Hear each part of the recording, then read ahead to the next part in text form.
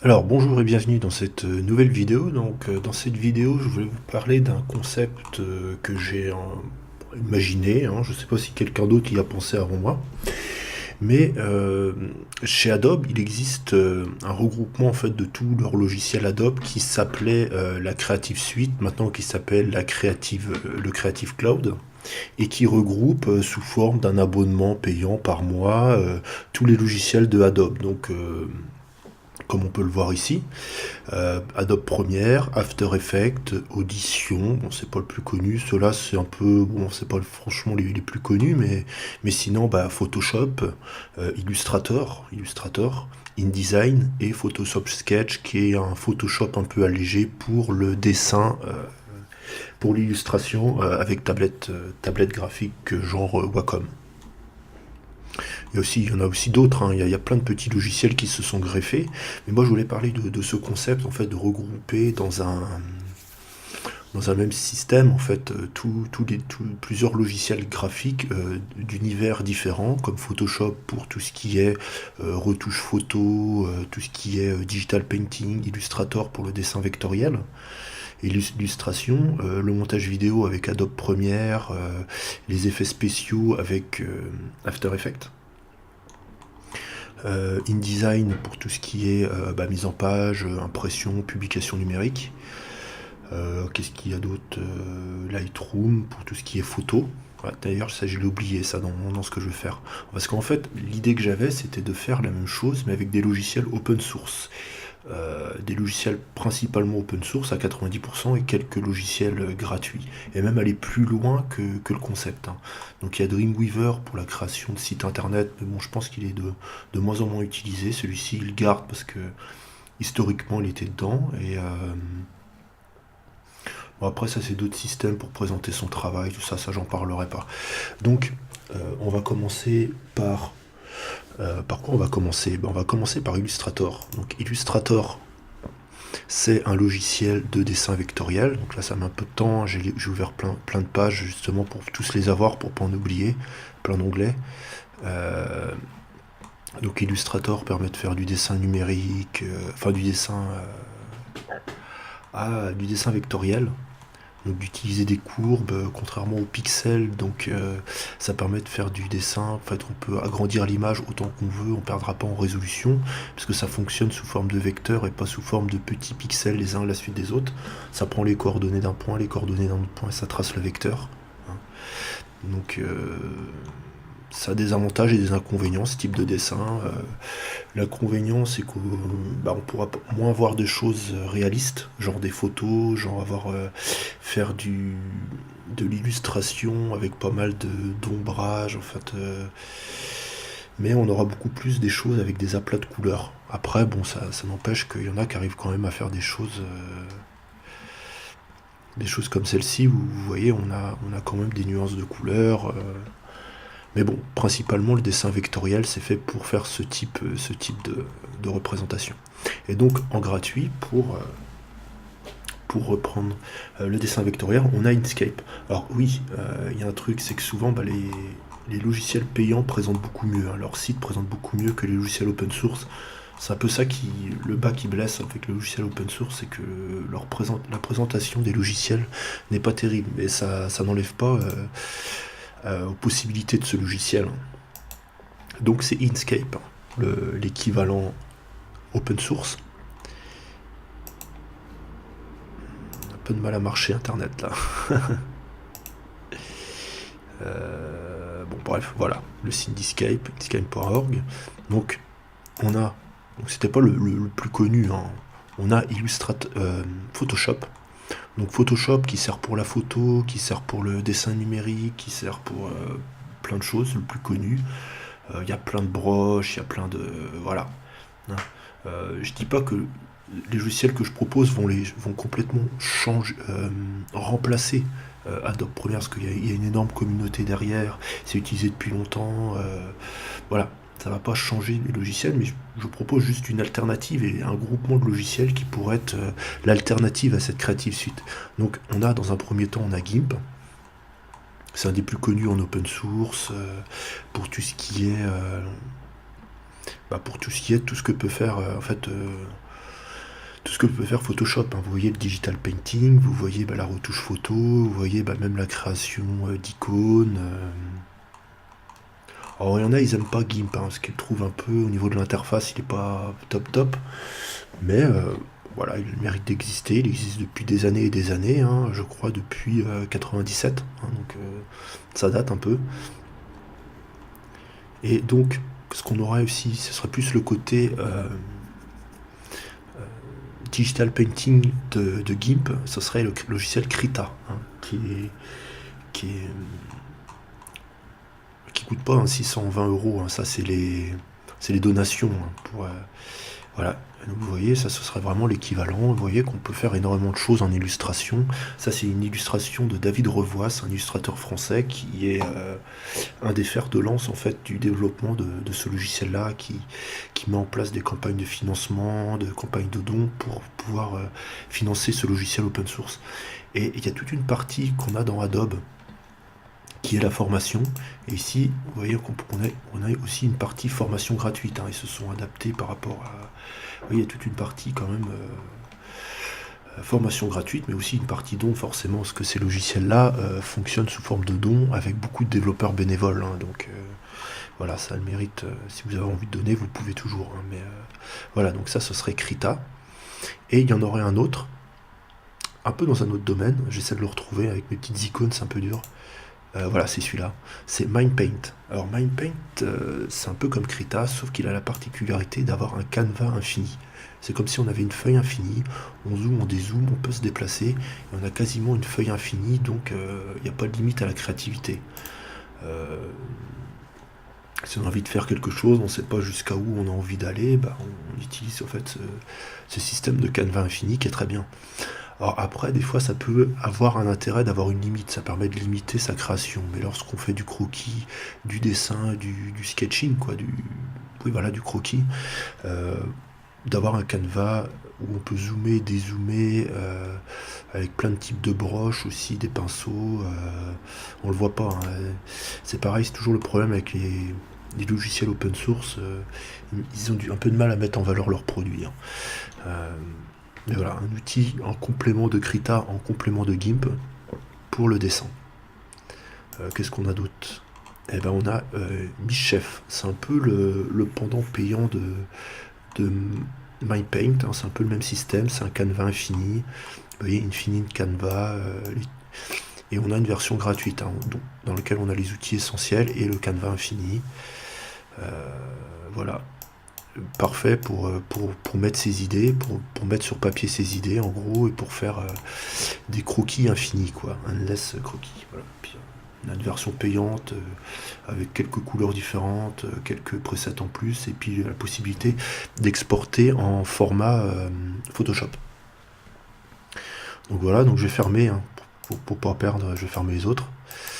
Voilà. D'ailleurs, vous pouvez découvrir en même temps les autres logiciels dont j'ai idée. Donc, juste quelque chose qu'il n'y a pas dans la Creative Suite. Alors après, dans certains logiciels, comme dans Photoshop, il y a une implémentation un peu de 3D. Il y a des implémentations de 3D un peu dans beaucoup de leurs logiciels, notamment dans After Effects, bien évidemment, hein, et dans Premiere un petit peu. C'est Blender. Alors Blender, bon, c'est le logiciel de 3D open source par excellence, hein, un des meilleurs, le plus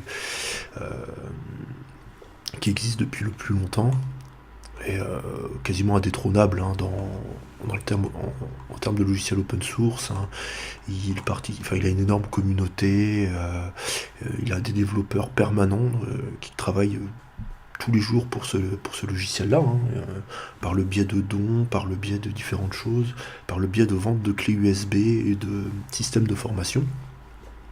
On peut voir ça dans le store, hein, c'est comme ça qu'ils se financent. Ils arrivent à avoir des développeurs constants, des graphistes constants, ils font des open movies, hein, donc c'est-à-dire des courts-métrages d'animation, hein, qui demandent quand même plusieurs mois de réalisation, conjointement avec des développeurs, des graphistes 3D, mais des graphistes 2D aussi pour tout ce qui est le concept. Notamment, ils utilisent les logiciels que j'ai dit précédemment, MindPaint, Krita, pour la réalisation de leurs films d'animation en 3D. Ils ont même gagné le prix Hub et Wirk. Voilà. Ils ont gagné Alors Ub Iwerk, pour ceux qui connaissent pas, c'était un peu le bras droit de Walt Disney. C'était un peu le côté créatif de Walt Disney. Pour moi, en tout cas, en ce qui me concerne, c'est comme ça que je vois les choses, pour ce que j'ai pu en voir, c'est que Walt Disney, c'était le businessman, celui qui créait les projets, qui lançait les projets, et Ub Iwerk, c'était plus la partie créative dessin. Hein, d'ailleurs, c'est lui qui a dessiné Mickey, c'est lui qui a inventé Mickey, et donc c'est bien cet homme-là. Bon, il a essayé de faire son studio de son côté. Bon, je digresse un peu, ça n'a pas marché parce que bon, lui, il avait plus une fibre créative. Il n'avait pas le côté entrepreneurial de Walt Disney. Et finalement, bah, il est retourné travailler chez Disney. Il avait développé un système. Bon, je vais pas rentrer dans les détails, mais avec 3 fois rien en fait, pour donner une impression de réalisme, il faut que le décor de devant, enfin les personnages qui avancent devant, aillent plus vite que le décor qui va derrière. Et donc, il y a un système, faut qu'il y ait une différence de vitesse, en fait. Par exemple, tu as des montagnes derrière, tu as un mec qui court devant, bah, faut que le mec il aille plus. Faut que le décor il y a plusieurs strates en fait de décor. Il faut que le décor en premier plan va plus vite que le décor qui va derrière. Et donc il avait inventé tout un système avec une roue de vélo et tout, et une courroie pour pouvoir faire ce. Voilà, et avec un petit moteur, enfin, c'était un mec vachement créatif, avec 3 fois rien, il faisait.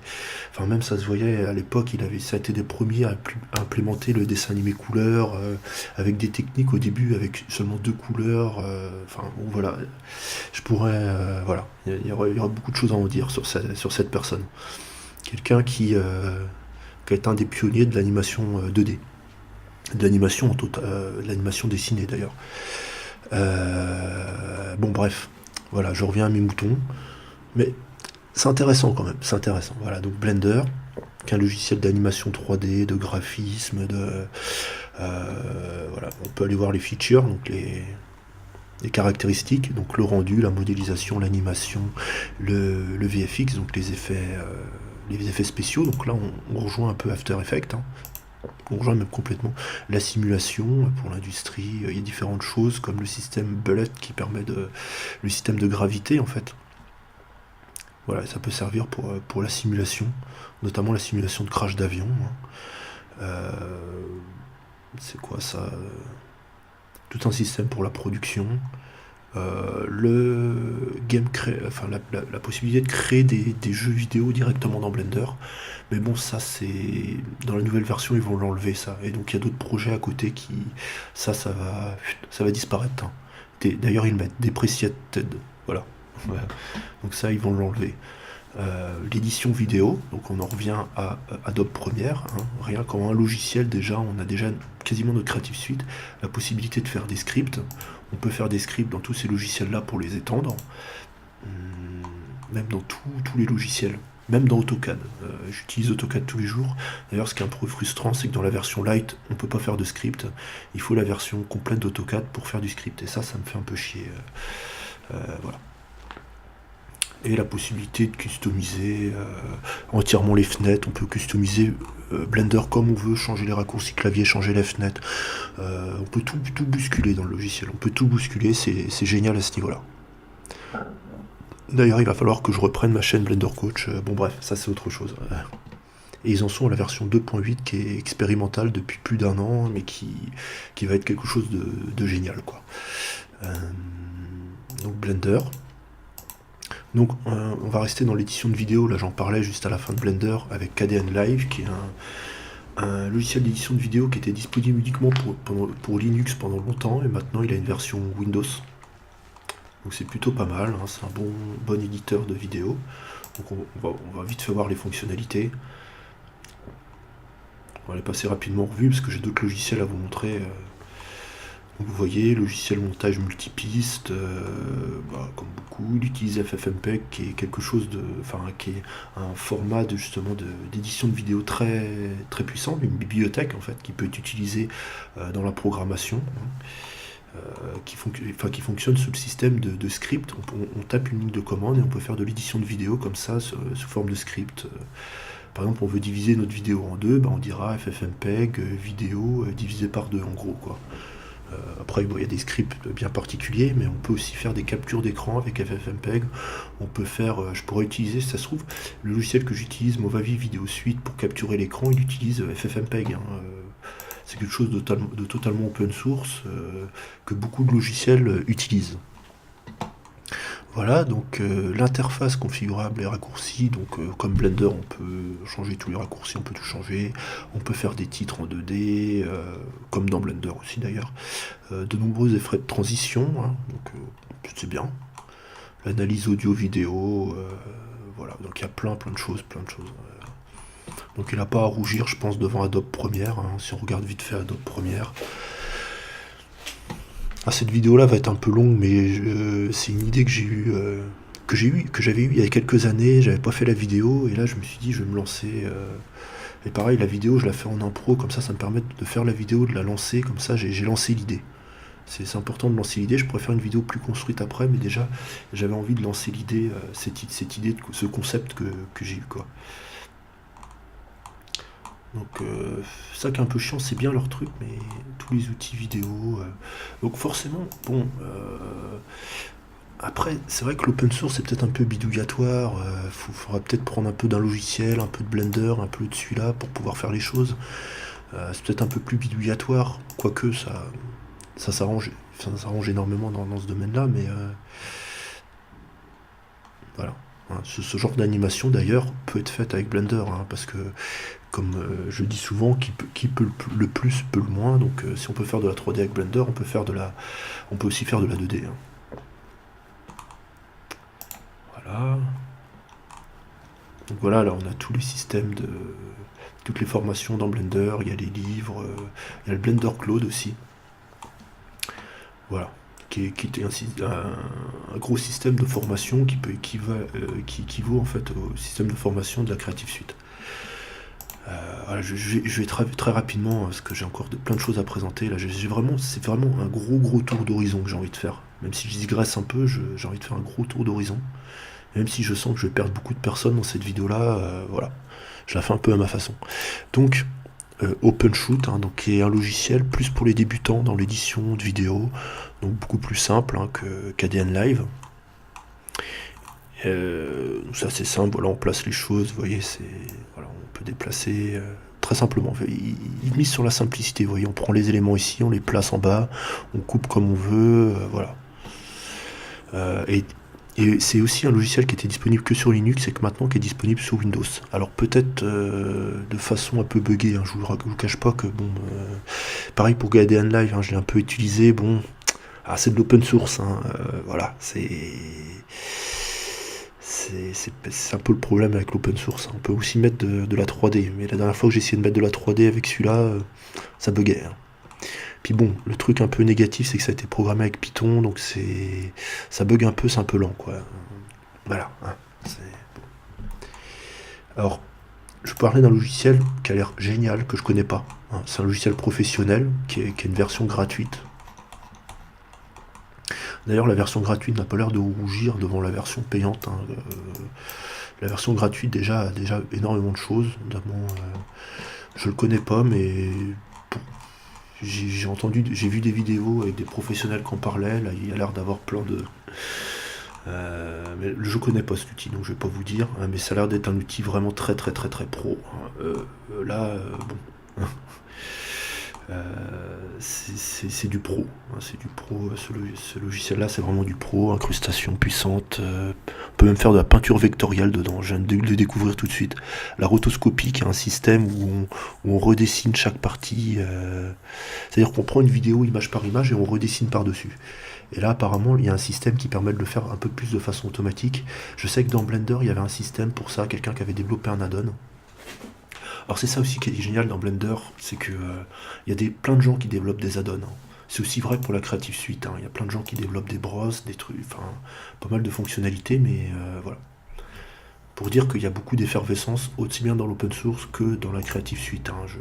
C'est pas un procès à la Creative Suite, ce que je fais, c'est un peu une alternative quelque part.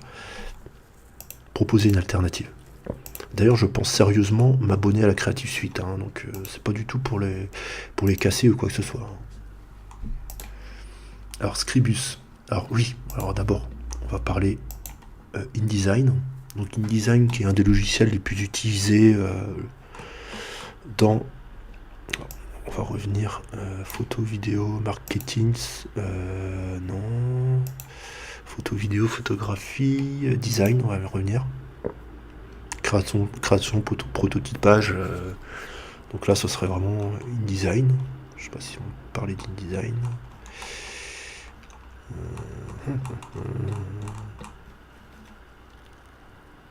Après, ce qui est bien, c'est de regarder ce que sont capables de faire les logiciels payants et de voir comment on pourrait faire pareil avec les logiciels open source et gratuits. D'ailleurs, je leur fais un peu de pub parce qu'ils ont 40% de réduction. Voilà, bon, bref. Donc, attends, on va rechercher InDesign là, parce que j'arrive pas à retrouver. Voilà, donc logiciel de PAO, initialement conçu pour construire des œuvres telles que des affiches, des dépliants, des brochures. Donc le pendant open source que je pourrais trouver, ce serait Scribus. Et il y en a un qui me vient en tête là tout de suite, mais bon, un peu moins. Il fait partie de l'Open Office. D'ailleurs, je pourrais en parler de l'Open Office par rapport à l'Office. Il fait partie de Open Office. Je vais y arriver. Open Office. Draw. D'ailleurs, c'est un peu un logiciel plutôt de dessin vectoriel. C'est vrai que c'est un peu entre Inkscape et... ouais, bon, c'est comme tous les logiciels open source. Bon, ça rend pas hommage au, au logiciel. Hein, il faut vraiment qu'il fasse... C'est vrai que c'est ça qui est chiant avec les logiciels open source. Il faut vraiment qu'il fasse un effort en termes de design de site. Je sais que LibreOffice, plutôt que OpenOffice, ils sont un peu mieux au niveau design de site.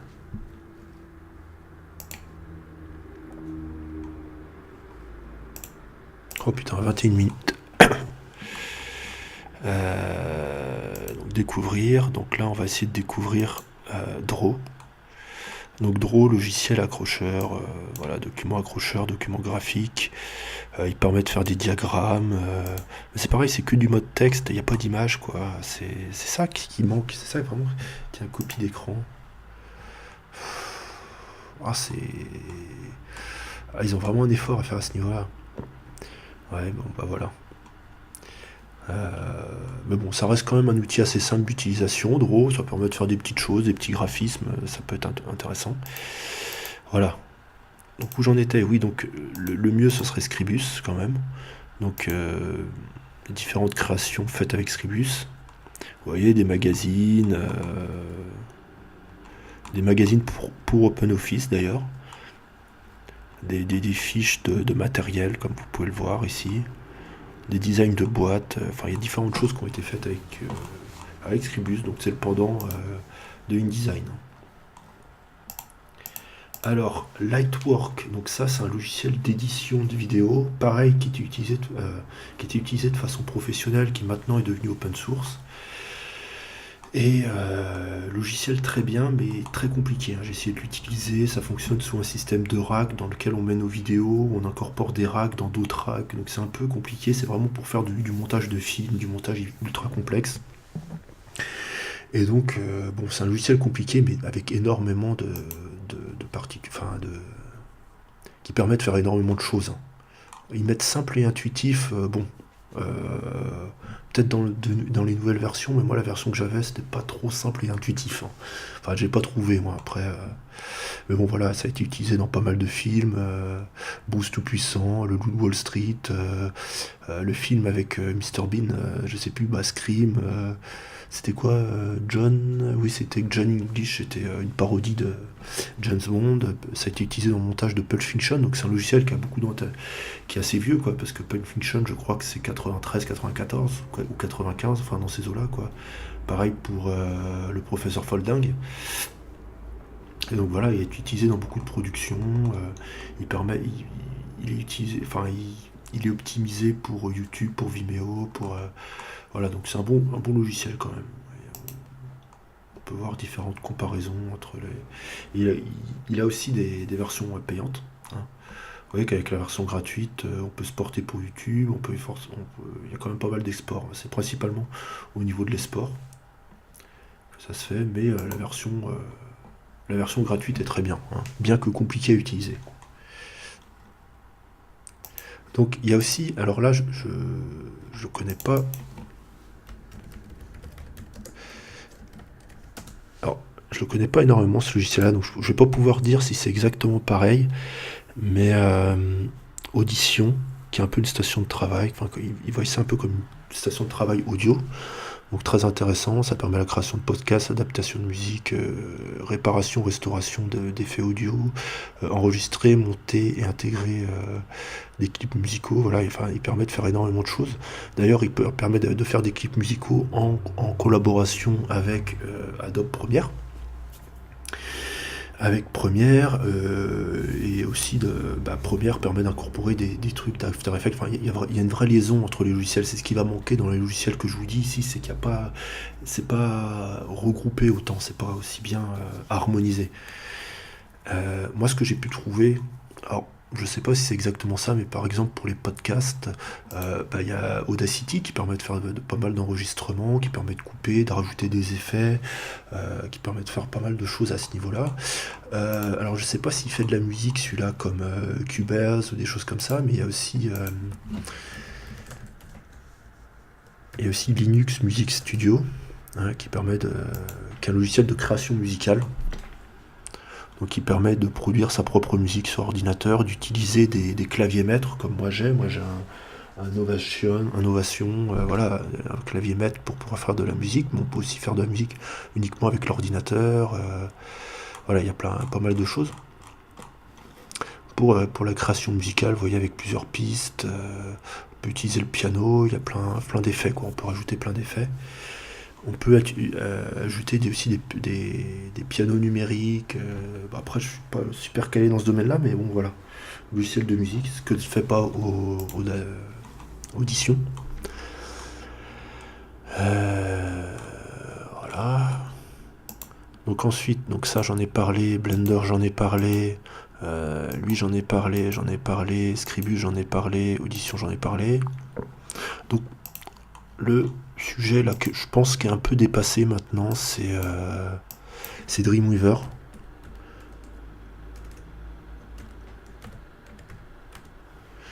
Je pense que Dreamweaver, bon maintenant avec on fait plus trop de sites internet comme ça par nous-mêmes en HTML, donc je pense qu'il est un peu dépassé à ce niveau-là, Dreamweaver.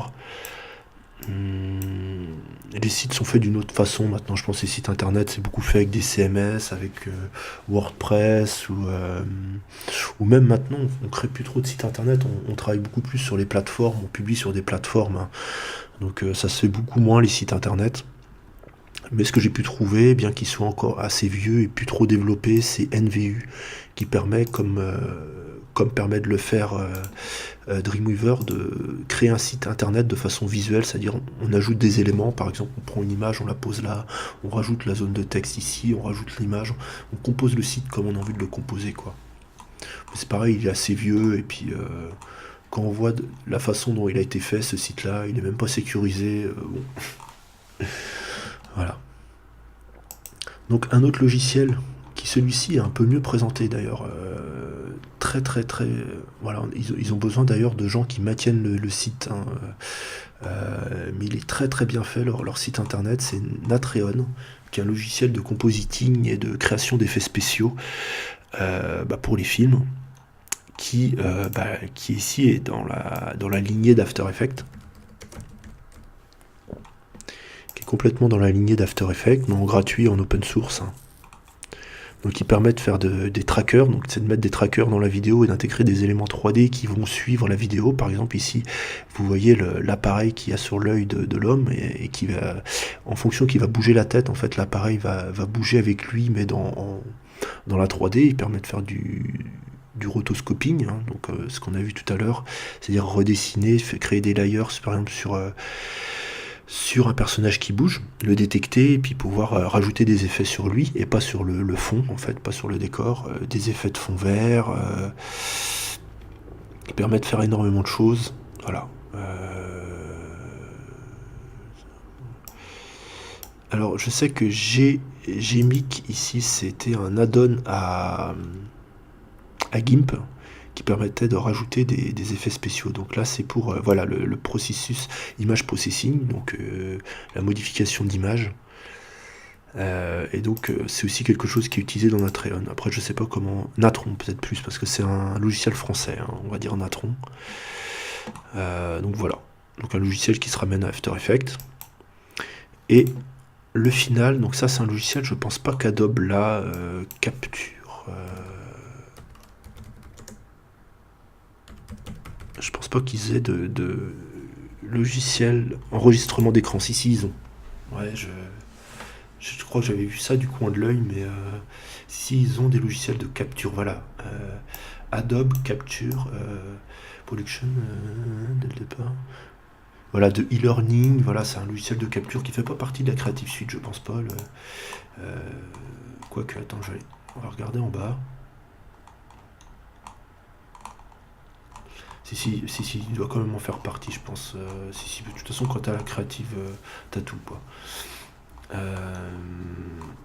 Donc un logiciel qui permet de faire de la capture d'écran pour le e-learning, pour enseigner, ce que je suis en train de faire en ce moment, ce que je fais avec ce logiciel-là, Movavi Video Suite, et donc il permet d'enregistrer le son, d'enregistrer l'écran, et de pouvoir expliquer des choses à l'écran, quoi, avec la capture d'écran.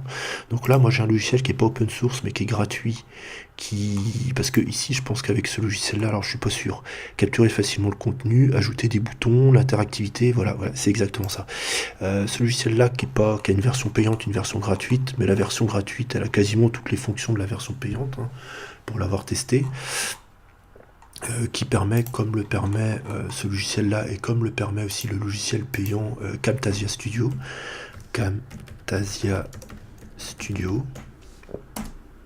que j'utiliserai peut-être. Je vais peut-être investir dans ce logiciel-là si je veux vraiment de façon professionnelle dans la vidéo, qui est à 260 €, ici on peut l'avoir en gratuit, qui permet de faire de la capture d'écran, de faire des zooms sur l'écran et de vraiment expliquer des choses précises, de beaucoup retravailler sa vidéo en posteriori, quoi, après coup.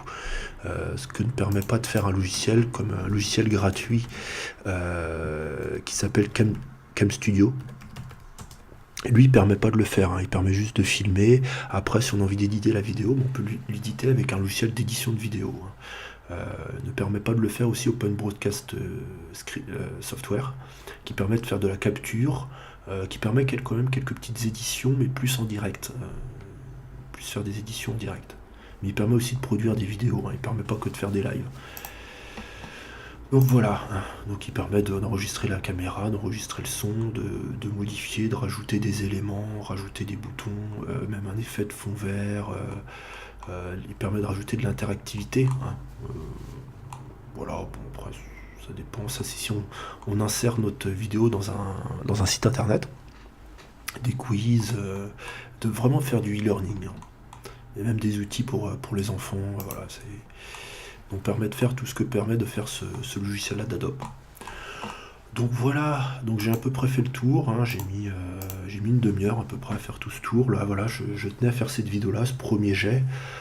J'en reparlerai bien évidemment, hein, de tout ça plus en détail, hein. Là j'ai vraiment survolé, hein. J'ai peut-être dit des bêtises, hein.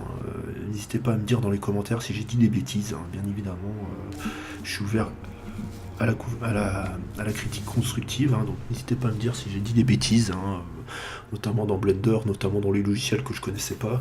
Mais voilà, j'avais envie d'exprimer ce truc-là, de dire voilà qu'il y avait des opportunités, il y avait des possibilités, hein, open source gratuites à Adobe, hein, et pourquoi pas les utiliser, et pourquoi pas les utiliser en complément d'Adobe, justement. Par exemple, je sais pas, qu'une fonctionnalité qu'il n'y aurait pas dans Adobe, qu'on trouve dans un logiciel open source.